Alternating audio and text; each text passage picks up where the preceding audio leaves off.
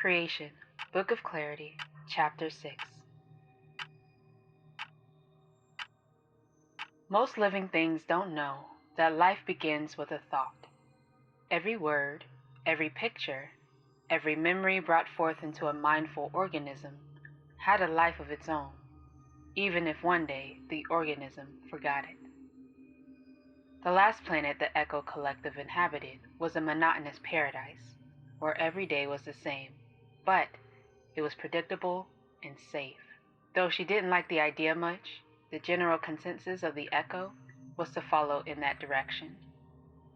So she gave in, thinking she could use this as a learning experience. The Echo envisioned itself to be a planet full of serious, respectable species of vegetation. It visualized muted colors and predictable shapes and sizes of trees, vines, bushes, leaves. As the Echo focused all thought on vegetation, its surface began to quake.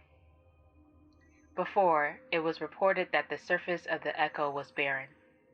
From the instant the decision was made to support life, the upper layer of the Echo began to shift. Its tough, ragged, and almost untouchable surface softened.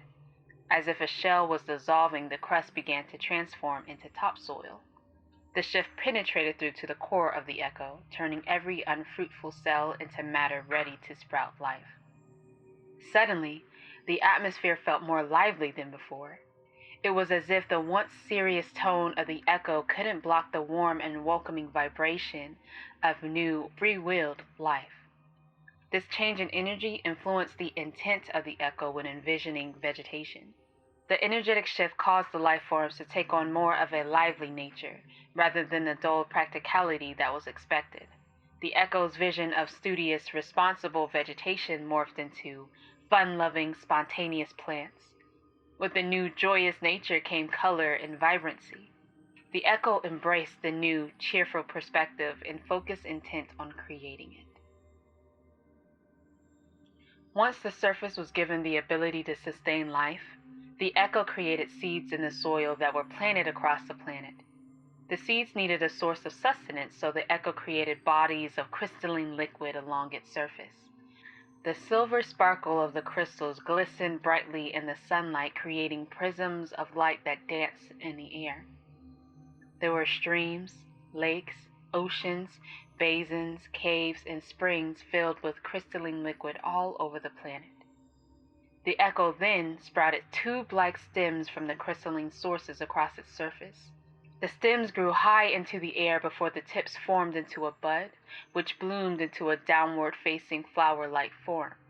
As the stems stretched far and wide, the petals on the upside-down flowers released crystalline liquid onto the ground. The crystals soaked into the soil, giving the planted seeds the perfect amount of nutrients to absorb and grow. One by one, the seeds began to sprout, showing bright, colorful leaves that embraced the sunlight. Purples and yellows and oranges and blues popped up around the planet, bringing a once blackened and barren planet to a lively new beginning. The purple plants tended to cluster in groups. They grew to be short but stout. Leaves grew from their tops and they had a bark-like covering all over. In between each leaf bloomed a flower of rainbow color. The yellows grew to be skinny and tall. Its leaves were razor-sharp and wide, and they grew up the trunk of the yellow plant's base in a spiral motion. They tended to stick near the bodies of crystalline liquid. The blue plants changed shapes, from buckets to winged creatures to blobs and rocks. They roamed as they pleased, their rooting systems growing upward from the ground of the planet, creating a set of 9 legs whenever they came close to touching the Echo's surface. The blues only connected to the ground when they needed sustenance. The oranges were wide and round with leaves that covered all over, but they had spindly roots that lifted them from the ground, so if one were to look at it from the right angle, they seemed to be flying. A closer look, and they appeared to be breathing. As their circular forms inflated and deflated rhythmically, they were breathing. The various colors of vegetation secreted an air-like substance from their leaves, their stems, their trunks. The substance thickened the atmosphere like a clear fog, with each new plant sprouting up across the planet. From one intentional thought, the vegetation grew, flew, and mingled with each other, sometimes forming new species and colors. A pink plant was born and began producing fruit, while a green plant spread across the echo surface like vines, and a white plant sprouted up from the soil like grass. Mixing of roots and colors happened all around the planet, multiplying the vibrancy and liveliness of the echo. With time, the entire planet would be covered in vegetation of all kinds. With each new sprouting and blooming of life, the echo felt like a mother would, watchful, protective, encouraging. Some vegetation grew slowly, sparingly. Some vegetation sprouted high into the sky. Some flew, some swam, some dove into the depths of the crystalline abyss, some burst into sparks and formed back together again. It was magnificent witnessing as the plant creatures took on lives of their own. Vegetation, when given free will, were given their own purpose, their own chance to choose and heal and transform. They were given their own karma. But on planets that denied free will to its vegetation, they tended to have simple reasons to exist: grow, multiply, and feed. Unfortunately, on planets where the governing bodies denied free will to vegetation, it often resulted in the vegetation being rendered stationary or dull in color. The more vibrant and colorful the planet, the vegetation, and the beings, the more free will was present on the planet. Vibrancy, as well as color, was indicative of the amount of freedom that existed in a particular realm, one of the many laws in existence. No realm could ever be at 100% vibrancy or color, though. The only realm to come close to this was one that she had never had the chance to visit: Oranu, or the planet that was almost perfect. She had heard both grand and utterly horrifying whispers about Oranu. Part of her spirit never wanted to go, though another part was definitely curious. But unfortunately, it wasn't up to her if she could visit. That planet was invite only, and she was still in training as a human. After seeing the beauty that vegetation brought to the planet, she decided it was time to take the next step: create new organisms to interact with the vegetation. She envisioned organisms that would be the equivalent to animals that existed in the earthly realm, as well as creatures from some of the other creations that she opened.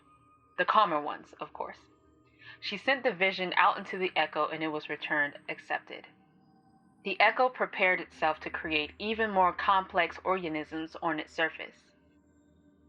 Together, the echo focused its intent on the new array of organisms that would populate the planet.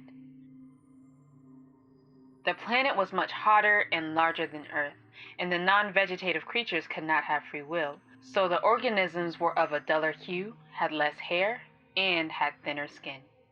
Some of the organisms had thick shell coverings, while others had clear skin with every muscle, vein, and organ easily identifiable from the outside.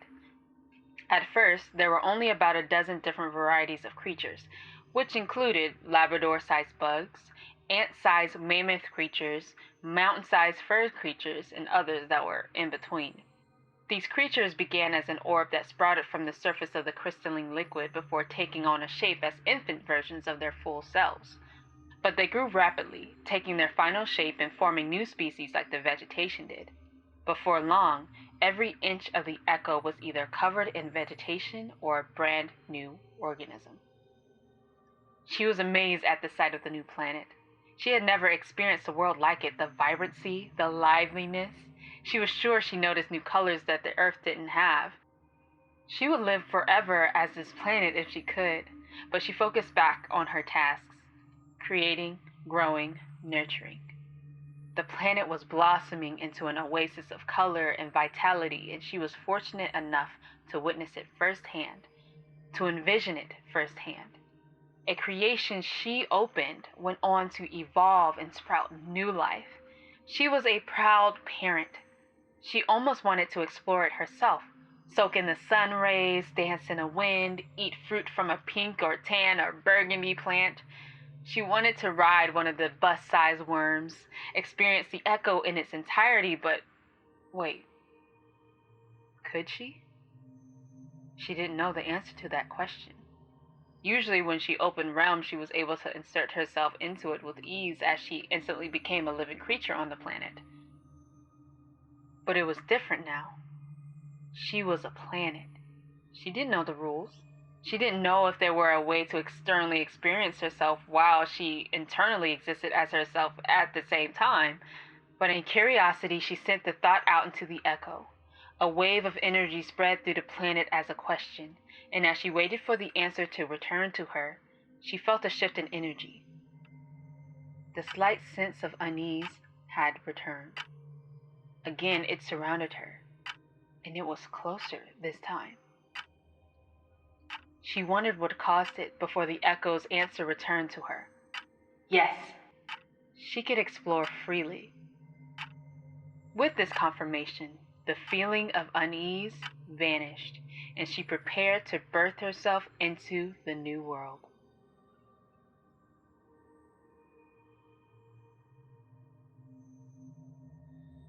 Hello again, this is Michaela Simone Mack, author of Creation, narrator of the Book of Clarity.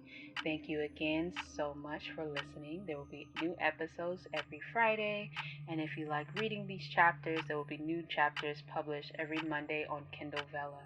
Thank you so much. I hope you enjoy. Please like, comment, share, and let me know what you think. Thank you so much. Have a great day. See you next week.